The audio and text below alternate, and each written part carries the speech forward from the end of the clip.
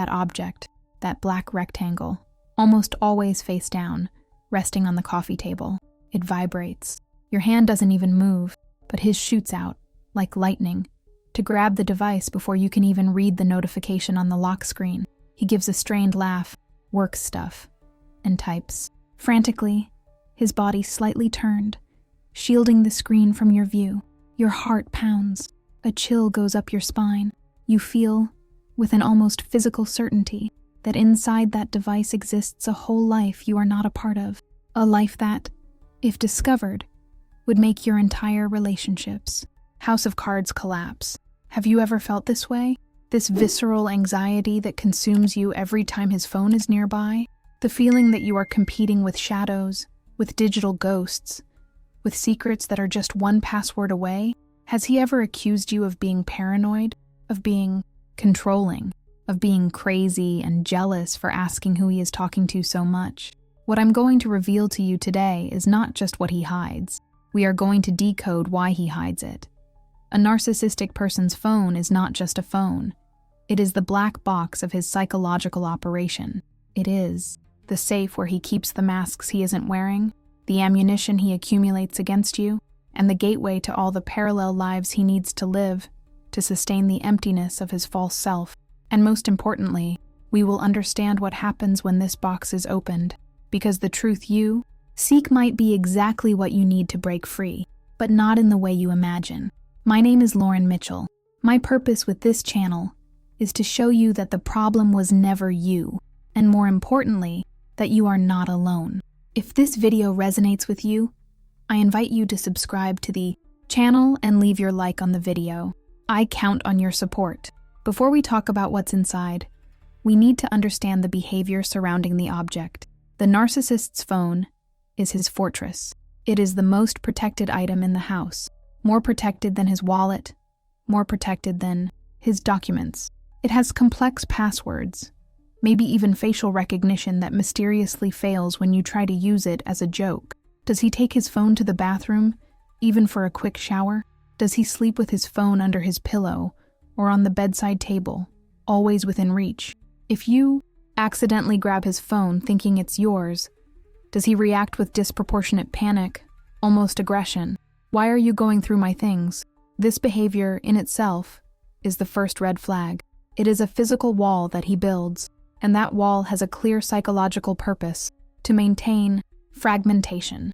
The narcissist does not have an integrated self. He has multiple personas that he activates depending on the audience.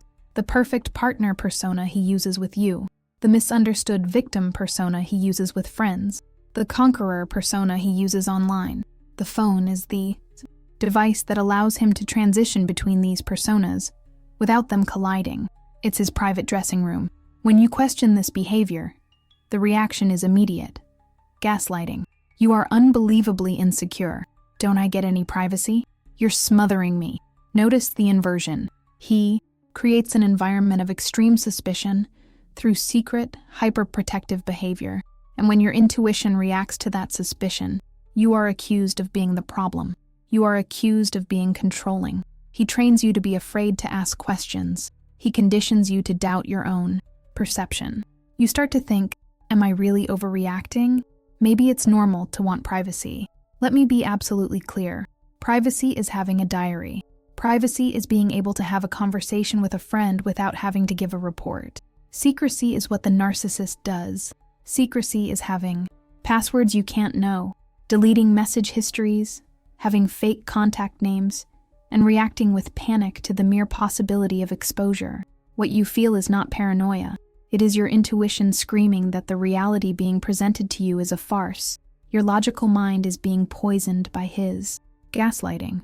But your body, your intuition, knows the truth. His phone is not a safe to protect privacy. It is a fortress to protect lies. Number 1, the supply line. If you manage to unlock that device, the first thing you would likely find, and the most obvious, is proof of infidelity. But we need to go beyond that. For the narcissist, it's not just about sex, it's about supply. The narcissist is a bottomless pit of need for validation. Your love, your attention, your admiration are not enough. They never will be. He needs a constant flow, coming from multiple sources to feel alive, to feel real. The phone is the supply management tool. Inside, you would find dating apps, Tinder, Bumble, etc., often with fake profiles or claiming he is just looking or making friends. Conversations in Instagram or Facebook DMs with people who comment on his photos. Conversations that start innocently and quickly become flirtations, where he portrays himself as committed but unhappy, or stuck in a complicated relationship. Contacts saved with strange or generic names. John from marketing or pizza may in fact be other women. And the most painful, the ex-partners. The narcissist rarely discards anyone completely. He keeps ex-partners on the back burner digitally, a happy birthday text, and I thought of you today, a strategic like on an old photo. He doesn't do this out of love or longing. He does it to keep the door open. He is constantly cultivating what experts call a harem or waiting line. Why does he do this? Because the idea of being alone, of having no one to admire him, is his biggest phobia. It is the equivalent of psychological death. You, the main partner, may be providing 99% of the supply, but he needs that extra 1%, that validation from a stranger, that flirtation with a coworker. And for you, the victim, this is a form of slow torture. You are not just competing with one person, you are competing with an entire system. You find yourself in a competition you never agreed to participate in. You try harder. You try to be the perfect partner. You try to win his love without realizing that the game is rigged. His goal is not to have a winner. His goal is to keep as many players at the table for as long as possible. His phone is proof that, for him, you are not the final destination. You are, at the moment, the main source of supply, and that is a terribly precarious position. Number 2, the blackmail arsenal, the file of evidence against you. This is something few people understand, and it is one of the darkest things the narcissist hides. You might think that if he keeps your photos, it's out of affection. If he keeps conversations, it's out of nostalgia. In the narcissist's case, the motivation is different. He is building a case against you. On the narcissist's phone, often in hidden folders, secure files, or even saved in the cloud, there is an arsenal. This arsenal contains secret audio, recordings. Remember that day he provoked you for hours, prodded you, belittled you, until you finally exploded and shouted? He recorded it. He didn't record the hours of provocation. He only recorded your seconds of reaction. Screenshots. He keeps screenshots of messages where you look out of control, where you are begging for attention after he gave you the silent treatment, or where you use a swear word in a moment of anger. Again, the context is totally removed. Intimate photos and videos you sent them in a moment of trust, of connection. He doesn't keep them as a memory of intimacy. He keeps them as an insurance policy. Why does he accumulate this ammunition? For 2 main purposes. The first is control. If you threaten to leave, if you threaten to expose who he really is, he can use this material. Do you think anyone will believe you, the crazy one? I have proof of what you're like. Or, in the case of intimate photos, the veiled or direct threat of revenge porn, of public exposure. The second purpose is for the post-discard smear campaign. When the relationship ends, and it always does, he will need to control the narrative. He will show these audios and screenshots to mutual friends, to family, to the new partner. See how abusive she was. See how unstable she was. I tried so hard, I'm the victim here. The narcissist lives with a pathological fear of being exposed. This file is not about the past. It is about protecting his future false self. Every memory you thought you shared in confidence for him was a potential weapon to be cataloged. His phone is a stockpile of ammunition pointed directly at you. Number 3, the alternative personas, secret accounts and fake lives. The narcissist's false self, the one he presents to the world, and to you in the beginning, is exhausting to maintain. It's a 24-hour performance. He needs a place to take off the mask, a place where he can be his true self, which is angry, envious, and empty. The phone is the portal to these escape valves. Hidden there, you would find the fake accounts, the Finsta, fake Instagram, or the anonymous profile on Twitter, Reddit. In these places, the lovable persona disappears. It is there that he distills venom. He follows misogynistic profiles, posts derogatory comments, attacks people anonymously, expresses extreme political opinions that he would never admit in public.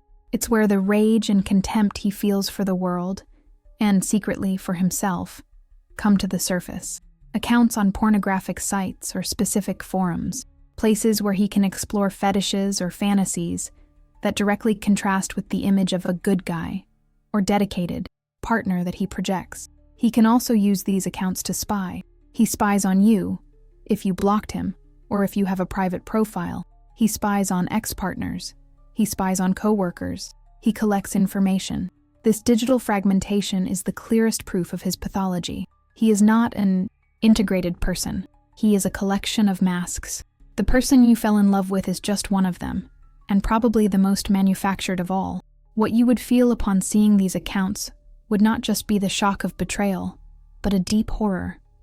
It would be like discovering that the person you share a bed with is, in fact, a complete stranger, an angry, bitter stranger who hides behind an anonymous avatar to reveal who he really is. His phone is the stage where these dark personalities can dance freely, away from your eyes. Number 4, the financial black hole. Often, the search for the phone is motivated by the suspicion of infidelity, but what is hidden there can be just as or more devastating: the financial truth. Money, for the narcissist, is one of his primary tools of control. Keeping you in the dark about finances is a way to keep you dependent. If you don't know how much he earns, how much he spends, or how much he owes, you have no power. You cannot plan an exit. On his phone, protected by passwords he would never share, are the banking apps. And there, the truth is revealed. You would find excessive and secret spending, money spent on dinners, gifts, hotels, or trips for the other supply sources. While he tells you that things are tight and that you need to save, he is financing his double life: hidden debts, online gambling apps, loans you didn't know about, maxed out credit card bills. The grandiose narcissist often lives far beyond his means to maintain the facade of success. Secret bank accounts, accounts where he diverts money, creating a nest egg for himself, often with money that should belong to the couple, preparing for the day he decides to discard you, leaving you with nothing. Transactions, Venmo, transfers, to people you don't recognize. Financial abuse is one of the most insidious forms of control. He makes you complicit in an economic reality that doesn't exist. You sacrifice, cut expenses, worry about the future, while he, secretly, burns through the couple's assets, or your assets, to feed his ego and his parallel lives. Discovering this is devastating, because it doesn't just reveal infidelity. It reveals a level of cold contempt and planning. It reveals that, for him, you are not a partner, but a resource to be exploited and eventually discarded when no longer financially convenient. Number 5. The smear. Campaign headquarters. This is the cruelest discovery. It is the betrayal that comes not from lovers, but from friends and family. The narcissist knows his mask will one day fall, and he prepares for it from day one. His phone contains the smear campaign headquarters. These are the group or private conversations with his friends, his family, and sometimes even your friends. If you read these messages, you would see the narrative he is weaving about you. He doesn't wait for the breakup to start the smear campaign. He does it during the relationship. You would find messages like, "I'm so tired. She is so emotionally unstable. We had another fight today because she just went off for no reason." He omits that the no reason was him disappearing for 6 hours. "I'm very worried about her. She's so paranoid, thinks I'm cheating all the time. I think she needs help." He paints you as crazy for reacting to his suspicious behavior. "I try everything, but she is so negative, needy, jealous. I'm a saint for putting up with it." He paints himself as the victim, the martyr. He is poisoning the well. He is methodically isolating you, ensuring that if you try to ask for help or tell your side of the story, people will already have an opinion of you. They will already see him as the poor guy who tolerated an unbalanced partner. These people, who act like your friends but report to him, or passively believe his version, are the flying monkeys.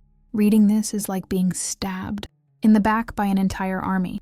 It is the final proof that the relationship was not just abusive in private. It was a public performance where you were cast, without your knowledge, in the role of the villain.